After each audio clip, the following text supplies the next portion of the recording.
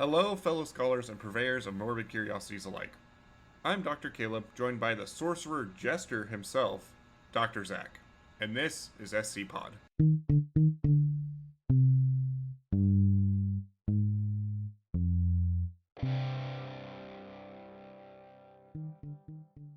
Zach, how are you today? Oh, we're fine, Dandy. How are you? It's cold. It's cold. I've found a use for turnips that I didn't think could be done. Eating them. And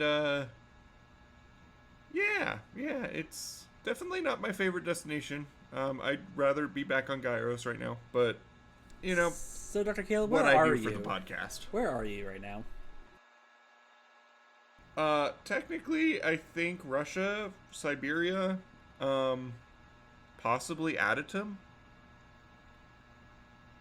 I don't think we still need to Yeah. Adatum, because then we might have other problems. But for those of the listeners playing along at home, you started in Greece, you went to Russia after that, and then you went to Massachusetts, and then we sent you back to Russia. Got it. We started on a really high spot, and then we just keep getting lower every episode. You just keep holding on to that idea. What's next? Oh, we'll get to that later. But what are we talking about? What are you in Russia for? I guess straight into the point. Let's get into it. Today, we are talking about SCP-2133. Our Land, Our People. Please tell me that's the actual title of this. Our Land, Our Bondage. Fuck. Alright, take two. Action. Today we are talking about SCP-2133. Our Land, Our Bondage. Which is the kinky version of This Land Is Your Land. Oh, and it gets kinkier, I think. I There don't are know, I'm not hentai studied alert. up on kink culture. This goes places. So SCP-2133. Object Class Euclid. Special containment procedures are as follows. A security perimeter must be maintained at a 10-kilometer radius around SCP-2133, preventing access to and from the surrounding area. Guards are to be stationed along the perimeter at all times and are to maintain the facade of a Russian military facility. In the event of a security breach by civilians or hostile entities, lethal force is authorized. The remote nature of SCP-2133 ensures accidental discovery to be a rarity. Personnel are to be equipped with Level A hazmat suits when exploring SCP-2133 and when interacting with its community. Moving on into the description. SCP-2133 is an unnamed village in the northern Urals and has an estimated population of 50, although an exact number has been difficult to record. Various microbial pathogens have been discovered within the vicinity of 2133, some of them which were previously unknown. This has included Mycobacterium leprae and M. lepromatosis, which are the causative agents of leprosy. Yersinia pestis, which is the bacteria that causes pneumonic, septic, and bubonic plagues. Salmonella enterica, which is the causative agent of typhoid fever. Influenza A, B, and C. Vibrio cholerae, the causative agent of cholera. And variola major, the causative agent of smallpox, which has been largely eradicated outside of 2133 as of 1975. The inhabitants of 2133 are referred to as SCP-2133-1, display a relative resistance to disease. While symptoms develop as per ordinary disease progression, resulting in disfigurement and debilitation, death is comparatively rare.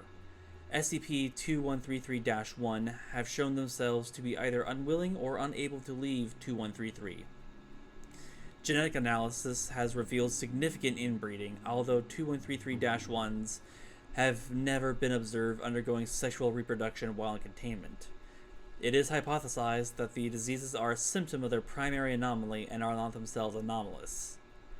The most significant anomaly associated with 2133-1 is a form of reincarnation Deceased instances will rapidly decay, and on the night of the first new moon, are harvested from the fields as infants. 2133-1 entities retain the memories and appearance of previous incarnations. Soil samples from the fields were found to contain embryonic fluid. SCP-2133-1 speak an archaic dialect of Russian. Periodically willing to be interviewed, they commonly refuse to divulge substantial details about their history and traditions. Their lifestyles have been noted to be similar to that of 14th century peasant commune and display acute technophobia. Residents are believed to be illiterate, the village lacking books or any other use of written language. What is known about their culture and beliefs has been gleaned through behavioral observation and a limited number of successful interviews. 2133-1s refer to their religion as the Church of the Red Harvest, whose doctrine and mythology remain poorly understood. SCP-2133-1s tend to ignore Foundation personnel, displaying hostility only when their daily routine has been in some manner impeded. Personnel are able to enter and explore buildings without triggering a reaction from the -1s, the Church being the only known exception. All attempts to access the Church have produced violent encounters with SCP-2133-1 and SCP-2133-2s, resulting in several fatalities via damaged hazmat equipment, and in the case of the -2s, strangulation and impalement. SCP-2133-2 are prehensile organic structures found throughout SCP-2133 and are dark red in color with a tentacloid shape. SCP-2133-2 only appear to move to attack intruding personnel or to allow the entrance of SCP-2133-1 instances into the Church, which it completely engulfs. Tissue samples removed from SCP-2133-2 are genetically identical and closely related to Homo sapiens. SCP-2133-1 work the fields from dawn until dusk. At sunset, the entire SCP-2133-1 population will enter the Church, apparently just depositing the day's harvest and residing within for approximately 3 hours before retiring home. SCP-2133-1 will then sleep until dawn, beginning the entire process over the next day. There have been no significant variation in routine throughout SCP-2133's containment history.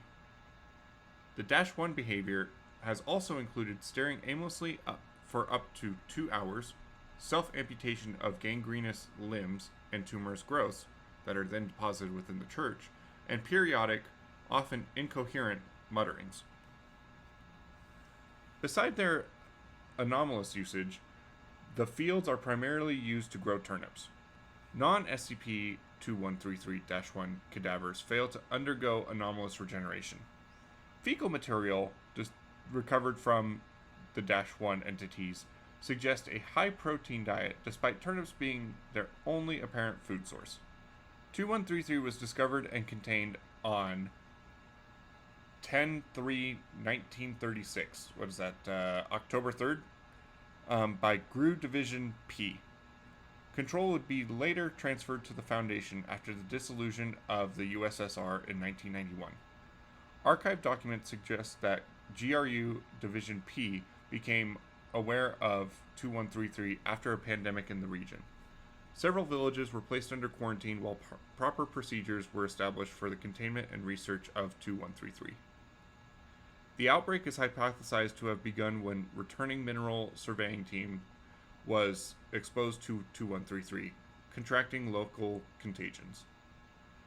The surveyors would die, but not before they inadvertently triggered an epidemic through contact with settlements as they journeyed further south. High protein turnips. High protein turnips. And I do want to, because this is a reoccurring thing on the show, I do want to acknowledge that later there are dates that are written in the US date format, so I am safe to call that October 3rd. Are you? It might be March 10th, you don't know. Yeah, I don't know. We here at the Foundation don't understand time on a fundamental level. Yeah. It is just sometime in 1936. What more do you need to know? So, recorded in these logs here, we have 2 interviews with some of the fabulous folks down here at the village. I am currently on site right now, and they are just the most happy-go-lucky people you've ever met in your life. I don't know if I believe you. Sarcastically. So, instead of me being drugged and having to try and speak Russian, we're just going to paraphrase them. Yeah. So, interview 1 was done June 14th, 1992. The subject's name was Aristarch, an elderly male missing a left arm, and much of it has undergone necrosis. He says that this has been a thing since the time of czars and khans, and it is very painful. This thing being, the village and, cutting off your arms and self-amputation, stuff like that. They use this complex metaphor to involving dragons and impregnating themselves to confirm that that it is indeed reincarnation occurring, but that the ground indeed devours their old body and spits up a new baby. And then talks about how a priestess came to the village offering them paradise if they served them. She said that the end would be soon, but it has been a good while. I think the guy refers to it as multiple deaths ago. The interview stopped after he was questioning his beliefs and then silently weeping. Do you have anything to add about that, Zach? Not really. I just kind of I have questions about the exact nature of the reincarnation, but we can get into it after we get through the body of the entry. For sure. So, interview 2 was done July 16th, 1992. The interviewee was named Anya, identifying female between 6 and 8 years old. I just want to go and on record and say that this person was incredibly standoffish. I don't know if they're around anymore. I haven't encountered Anya, but sometimes you just gotta teach kids how to have manners. Yeah, give them the old college try. Exactly. Anyway, she speaks of the church being here long before the village, at least the underground section. And, quote, a church of stone beneath the earth. It is sacred. End quote. Says Karst Alka has chosen to let the research team live and would explain what is going on. Speaks of serving their, quote, immortal father, Sorcerer King of Adytum. Ends with the little girl vomiting up a black viscous liquid and the doctor suggesting to subdue the villagers and explore the church. Have we ever heard of the Sorcerer King of Adytum, Zach? I believe we have. It's our good friend Ion. Okay. Just wanted to make sure we're on the same page there. Absolutely. There is a note for exploration, and the note regarding exploration says that we assigned Mobile Task Force Beta 7, Maz Hatters, and they were sent and able to subdue some of the residents of the village without producing casualties for Foundation staff or of the villagers, which are the Dash-1 entities. An exploration team composed of 12 of the operatives were equipped with head-mounted radios, video recorders, Type B hazmat suits, and cylinders containing about a 3-hour air supply. After they engaged some Dash-2 entities, they were able to proceed forward. Within the church, there were several fetishes fashioned from bone and leather, and organic material later identified as tumorous masses, hung by iron hooks and chained to the ceiling. Discovered at the center of the building was a large fissure, and the entrance to the system of caverns beneath the village was later determined to extend well beyond into the nearby mountains. They later encountered the Dash-3 entities, which I don't know if we mentioned a bit ago, but there are Dash-3s in play, which are sort of the classic Stark hulking monsters. We did get a hold of one and did an autopsy report and found out that these things are filled with those turnips. So whatever, this is the purpose of those turnips. They're not, the villagers or the -1s are not eating the turnips. They're feeding the turnips to the -3s, and then the villagers eat the -3s. With the autopsy details stating, subject displays an overgrowth of fatty tissue and bone, as well as gross physical reconfiguration. Organs are swollen and flesh shows evidence of repeated incision and regeneration, possibly harvested for meat. Tattooed to the epidermis of the left forelimb is the letter P, crossed with a sickle and hammer, a common tattoo for operatives of the now defunct GRU Division P. After depositing the 2133-3 specimen, the team replaced their air canisters and returned to the mission. Video and audio cut out approximately 50 minutes in. Radio contact was reestablished 6 hours in, with no video feed. The audio logs of this are gruesome, and we could not really replicate them with our basic level of theatrics, so we're, again, going to paraphrase them. Also, we're a million miles apart, so who knows. So, Yeah. Dr. Felsenstein, is it Felsenstein or Felsenstein bears? I was gonna say Dr. Felsenstein, but that's just me. Dr. Felsenstein is the last remaining of the expedition team. He cannot detail the manner in which the others died. They were all gruesome or horrifying, and he just could not be out with it. He fell into a crevice. Sorry, go ahead. Did they get hand-tied? It said that, I believe he said the only clear death that he talks about is a man getting pulled into a small hole. I'm not here to know. Use your imagination, Dr. Zach. If that is your imagination, then please report to Foundation staff immediately. We are Foundation staff, Dr. Caleb. Dr. Felsenstein fell into a crevice and broke his ankle and ripped his suit, causing the outside air to rush inside, burning his lungs and presumably infecting him with every single disease known to man. Once he gets free, he takes note of a giant chasm and seemingly under one of the distant mountains.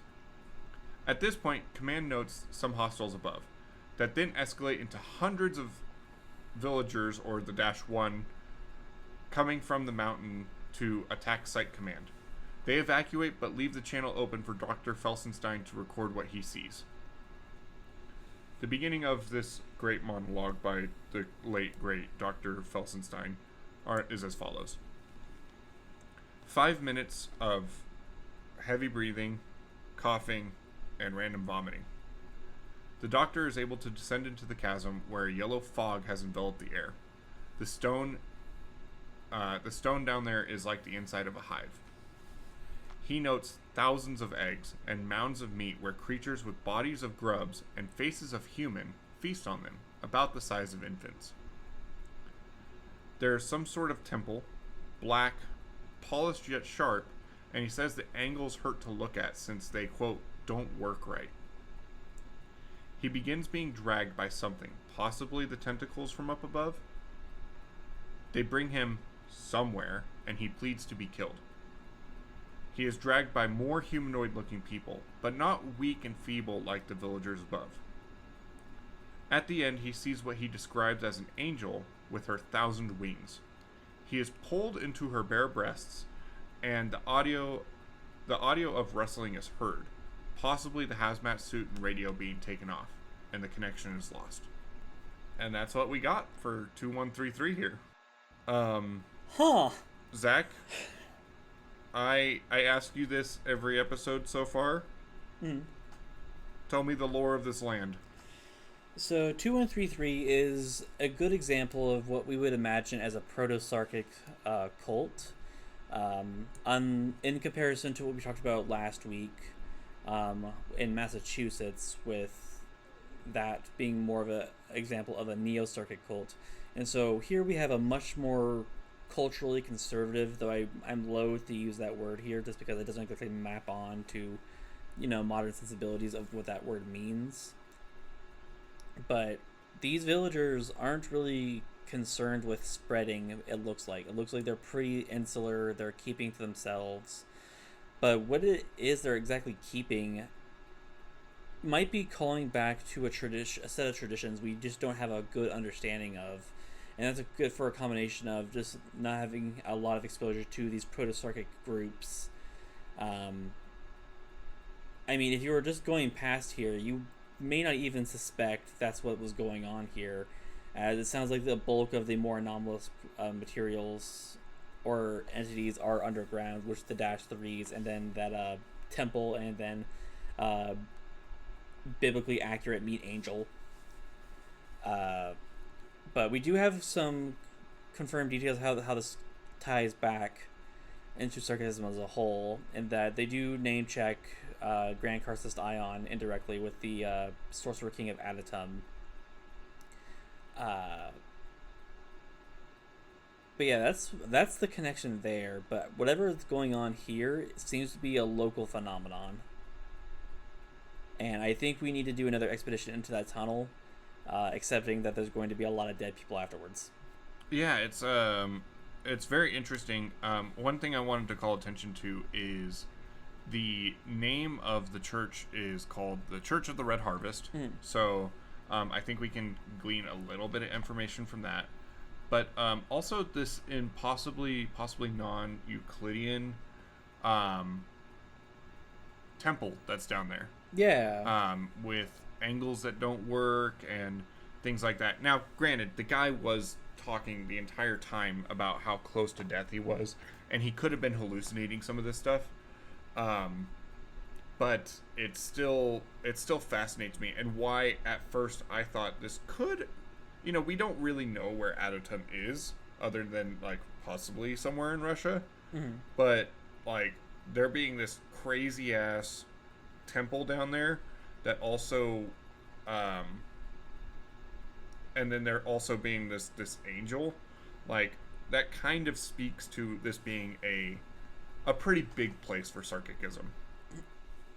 I think it's hard to say, and a lot of what I base that off on is that we know from previous entries that Sarkicism has a profound effect on local reality and how us regular humans perceive it and interact with it. With the cases of people visiting alternate planes of reality, and then producing their own psychotropic effects.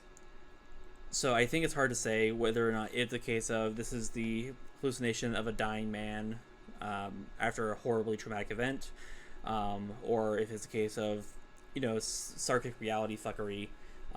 It could be both. Yeah. As for whether or not this is Adatum, I don't think so, but that's for other reasons, because there are other Sarkic SCPs, which we won't sadly be able to cover this season, that talk directly more about Adatum and where it is and when it is being a huge component of it. Okay. And so Adatum is not necessarily a place so much as it's a time. It's a feeling. Maybe Adatum was the friends we made along the way. Yeah. And so I'm loath to say that, but I want to talk more about those grubs, the man grubs, the baby grubs. Yeah, I wanted to ask you, like, this is a fairly confusing article, all things considered, and I want to get your take on the theory of what is happening here.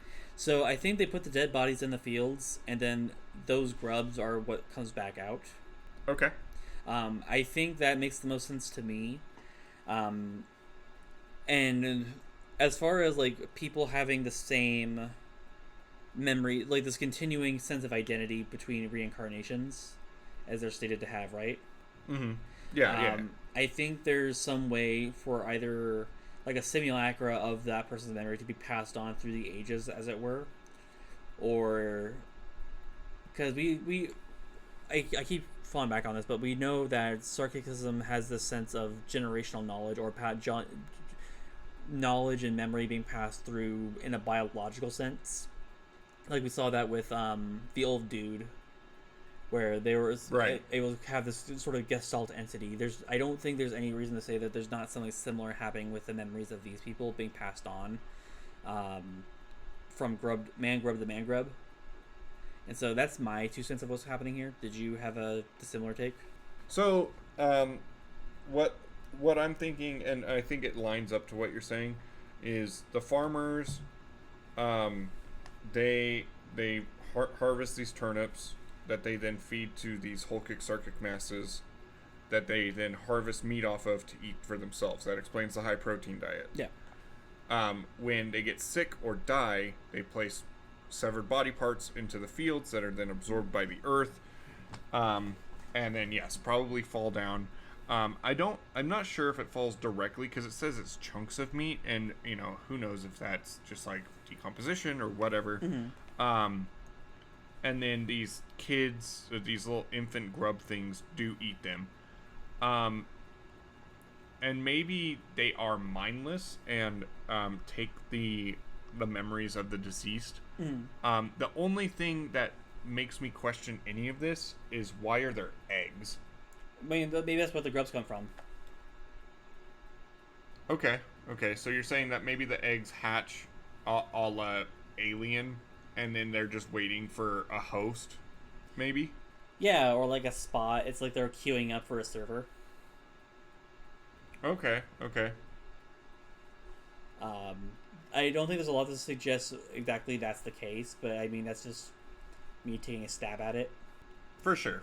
I mean, we've done one exploration into this. We've seen that it caused a whole busy bee of different angry Russian villagers to come attack us, and then possibly devour one of our researchers, possibly marry and create the next Karsus Dion. But yeah, it is a little confusing, this whole thing of reincarnation. And I think back to the interview where he talks. I want to quote this directly. The dragon slays itself, weds itself, impregnates itself. This is what she taught us. The covenant must not be broken. We are devoured, and the land regurgitates us renewed. And I think of that analogy that he does of the dragon slays itself, weds itself, impregnates itself. And that at first tells me, like, okay, maybe it is just like the fallen, the dead people are absorbed into the earth and then come out as babies. But with this new knowledge of these infant grubs, these are living beings prior to the dead dying, is what we can assume here. Or maybe like they die, but like there's two consciousness happening, but then it seems like they meld into one consciousness. Yeah, maybe. I mean, not to keep hammering on the point, but we don't know, and that makes as much sense as anything else. But we do know that Sarkicisms and Sarkics can do stuff like that, what you just described. So that's entirely for sure. That's entirely within the realm of reason. Something I was thinking about while you were reading that is, in Russia, in older times, Saint George, who was the dragon slayer, was a patron saint of the empire, if I recall my history right. And so it's interesting that they use the dragon metaphor when there is a history of dragons in the region being a prominent fixture of local mythology. Yeah, and I think that what the her and she in that, which what he was saying is referring to that angelic figure below the ground. Well, yeah, and they do talk about a priestess. Yeah. A priestess coming by. And I think it wouldn't be too logical or too much of a logical leap to say that the priestess is the angelic figure.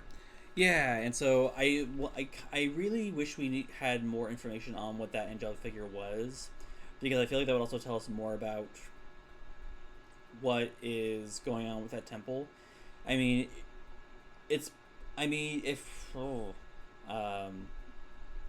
I almost want to speculate that it might be a Karcist or one of the Klavigars, which are sort of like the apostles of Sion or apostles of Ion. There were a handful of them, and we don't know how long necessarily this village has been doing its thing. Right. And it does say in the second interview that a Karcist Alka is going to show them what's happening, and that the research team is only there because Karcist Alka allows them to be. So I think it could be. I think it, again, it's not too much of a logical leap to say that the priestess that is talked about in these interviews is this angelic figure, and that angelic figure is probably Karcist Alka. But at the same time, and actually, the more that I think about it, like, we've met a few Karcists so far. The old guy, the Way of All Flesh, he was a Karcist, and he had some crazy anomalous shit going on. That's true. And then this priestess, if this is Karcist Alka, that's some anomalous shit going on. I don't remember if the last entry of An Afternoon in Massachusetts, if the guy was actually a Karcist, or if he was, if he just gave himself that title.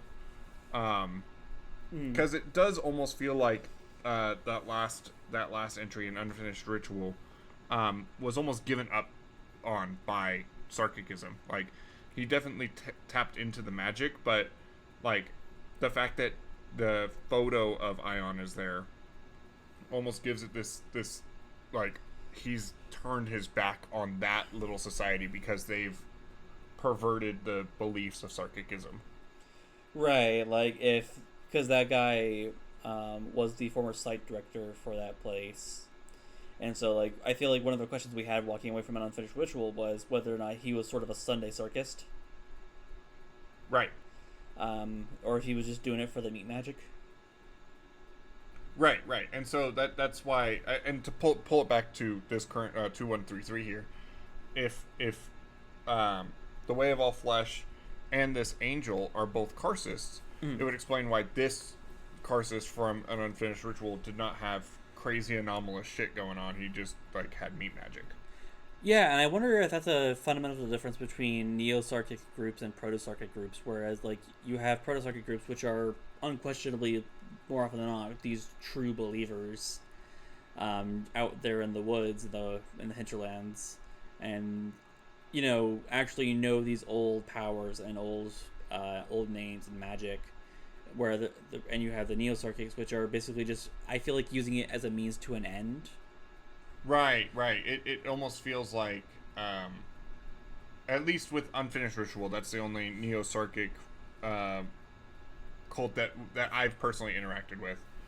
And it feels like it is that means to an end. It's a way of them living out their fantasies, not in the case of 2133 here, where they are giving up their life to serve that quote-unquote greater purpose.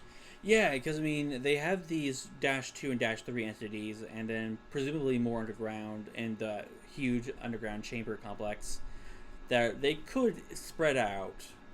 They could do that. Right. And I think the fact that they don't is it might be indicative of how proto-Sarkic groups tend to operate, because when the last group was given that taste of power and fleshcraft, that their immediate instinct was apparently to just spread out and try to take more. Right. Whereas this is, a village of 50 some odd people just dying and coming back over and over again, with a black stone temple deep beneath in the ground, with an army of man grub children and apparently a meat angel. So, I mean, there's actual power here. They're just choosing not to use it. Right.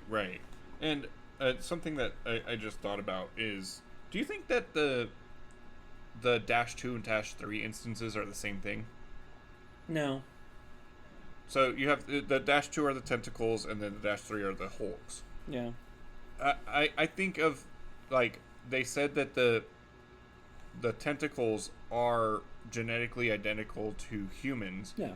And Homo sapiens, and so I mean, definitely it could just be like leftover meat that the grubs don't eat. But I feel like they're doing something with outside bodies,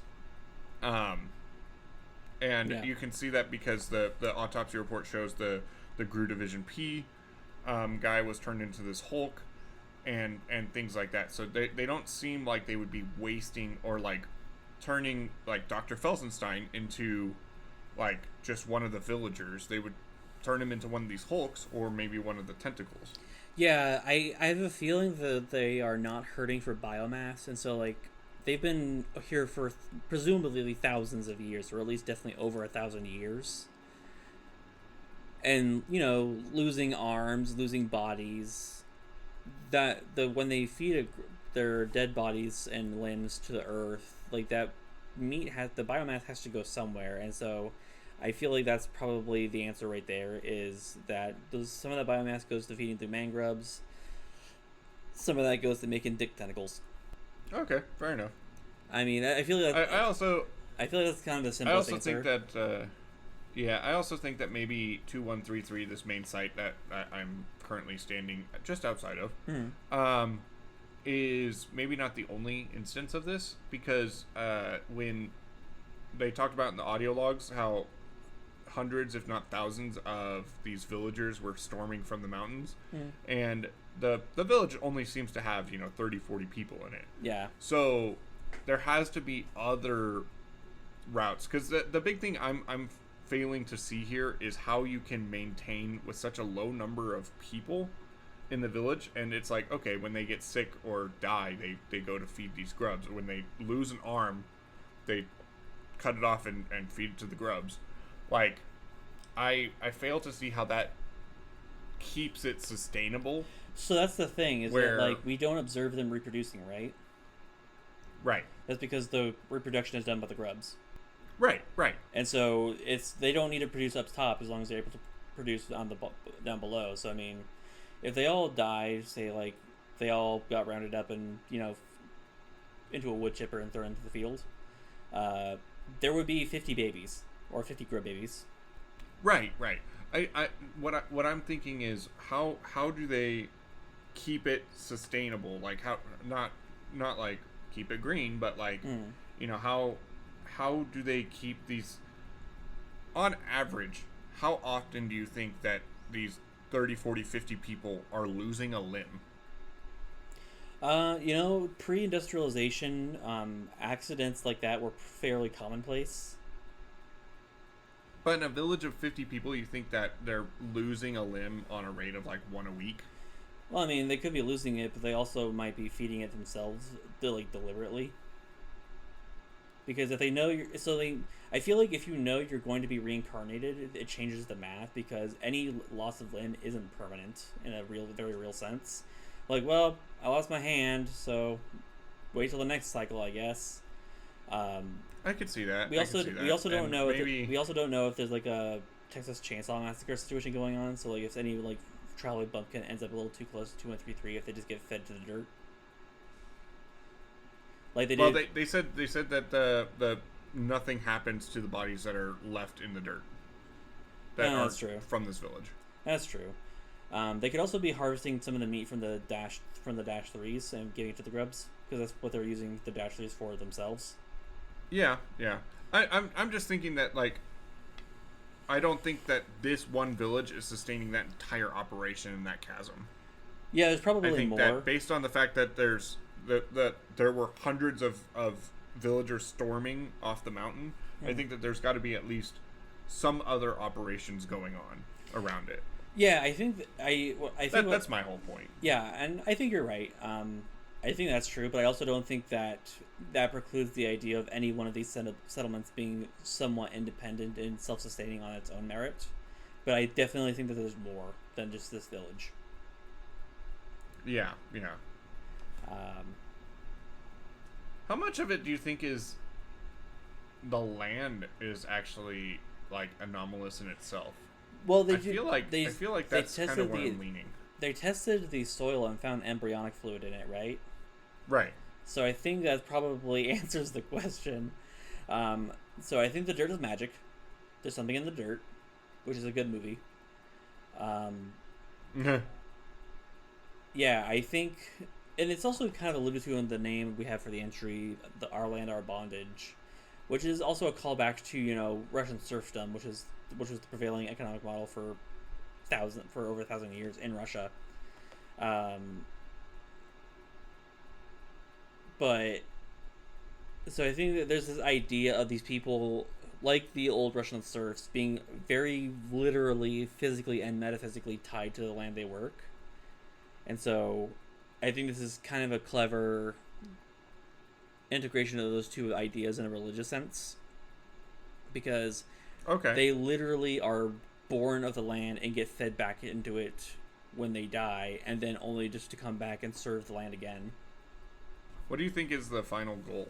They talk about how the priestess was going to deliver them to paradise and stuff like that. Do you think it's like the priestess is waiting for Sarkikism to take over the world, and then that way, like, Adatum can rise again? Or what do you think that end goal is? I think that's a question best left to religious scholars, but it does remind me of this idea of, like, Adventism in, like, American Christianity, where they're all waiting for this promised day of Christ's return, right? And so I think they're waiting for their meet Christ return, whatever that means. But they're not accelerationist, unlike the Unfinished Ritual, which was very directly trying to summon Grand Karsus Dion, where I think the 2133-1s are content to fill their role in the cycle in which they were born into and perpetuate. So I think to answer your question, I think they wait. I think that's what they do. They wait. Right. Okay. And so I don't. I was gonna say that I wish that the title of this one was not Our Land, Our Bondage, and instead Church of the Red Harvest. But the way that you explained the Our Land, Our Bondage, I think actually fits it a little bit better. Yeah, it's culturally appropriate to the region. Maybe not in an upbeat sense, but at least in an accurate one. For sure. These are Russian serfs that live like Russian serfs with a meat twist. With a meat twist. And turnips. I'm glad that they're not eating turnips, because as has been scientifically proven over and over again, turnips are not fit for human consumption. Wait, they're not? They're not. I got bad news for you, Dr. Caleb. That is legit all I've been eating for the last 3 days. Yeah, you're gonna have a bad time. Also, I think they're fattening. I even came up with like fun ways to do it. Also, I think they're fattening you up. The Foundation or the villagers? Yes. Well, I'm glad that I'm leaving soon. Yeah. I could, it's what, August, September when we're recording this, and it'll come out in like October. So yeah, I could use the extra weight to get through the winter, especially if I'm coming back to Russia. Yeah. Well, you're going somewhere warmer next time, so don't worry about that too much. I think what I want to say is that the object class for this entry is Euclid, and boy is it. This is a Euclid-ass SCP. Yeah, and for those of you who don't remember the new higher orientation, Euclid is kind of a shorthand for, like, we don't really understand this one, but we know it should be contained. We have not figured out how to completely contain this because we do not understand what the fuck is going on. That's what Euclid more or less means. It's not Keter, where we know that it's a real big problem. It's a fucking problem. But we understand it could present a problem. It should be contained. What are we containing? We don't know. It's like it's a 55 situation. What's that? What? Have we covered a Keter SCP this season? I guess the Way of All Flesh was reclassified as Keter, right? Yeah, that was definitely reclassified Keter because there's not just the one dude. Yeah. So that's going over a lot of metaphysical topics that we covered in that episode. Go watch that episode again. If you haven't listened to it, why are you listening to this one? We are definitely going to do a Keter this season anyway because we're ending this all with 610. Yeah, we are. So. Yeah, so I don't got too much more about this. I think this is a big question mark of an SCP entry, rather than ones like that we understand why it's happening, but the what is what's weird. This is one that like we understand kind of what is happening, but why is a little fucked up. I feel like we have like 40% of the answer on both those fronts, where like we have an inkling about what's going on, we have an inkling about why it's going on. The other 60% where we would actually have real actionable information, no idea. Yeah. Well, I'm glad to tell you that there's still research ongoing here, much to the detriment of everybody involved. But they seem to be all resentful that I'm leaving 2 days from now. We're gonna go to happy hour tonight. Don't eat the turnips. But it's actually turnip beer. The villagers are making it as my going away gift. Yeah, I don't drink it. Unfortunately, I'm on the other side of the world from you, and you can't tell me what to do for once. Dr. Caleb, as someone who regularly poisons you, I'm telling you, don't drink that. You know, he's got a point. I would know. Zach, is there anything else? Zach, is there anything else that you can think of with this? That you want to touch on? Not really. We don't know enough to ask more questions, and I feel like we would just end up speculating, but we would end up getting further and further away from what the actual article, what's actually there in the article. Yeah, I will say Dr. Felsenstein does have a way with words. The way that he painted that cathedral in the chasm, is just so fucking cool. Yeah, go visit the database when you get a chance. Always feel welcome to read along with us if you feel like you have the time, and have their clearance or are able to dodge the MTFs that inevitably results coming to your location. Yeah. Zach, where can they find more harebrained stuff from you? They can find me over on Roll for Writing, which is my personal writing blog, and that is makeawritingcheck.blogspot.com. Or similarly, they can find some of my video projects over on YouTube at Roll for Writing Presents. Awesome. You can find me on Twitter and Instagram at Calica1738. You can also find me on YouTube at Calica and Twitch for at Calica Plays, where I do commentary on just random shit, ranked tier lists, icebergs, things like that. Or you can follow me just to stay in the loop about SCPod, because I post about it every time that we're doing anything for it. Or you can just follow it straight from the source. On Twitter at SCPod_cast. On Instagram at SCPod.cast. We're both available on Spotify and YouTube.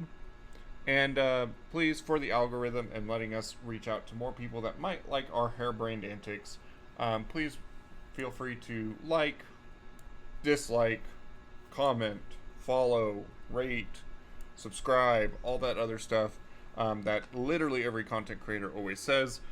They don't say it for no reason, I'll say that much. And yeah, next week, Zach, what are we covering next week? Next week, let me pull up the old spreadsheet.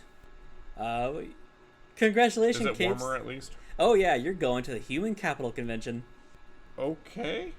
Caleb, we're gonna revive your con career. I was gonna say, is this going to be better than YIFCon? Oh, what is there anything better than YIFCon? Alright, well, I guess look forward to that.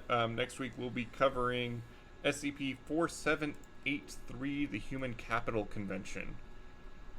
Zach, what advice do you have for people out there looking for the best version of turnip soup?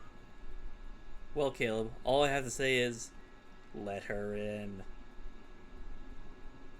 Thanks, guys. We'll see you next time. Bye.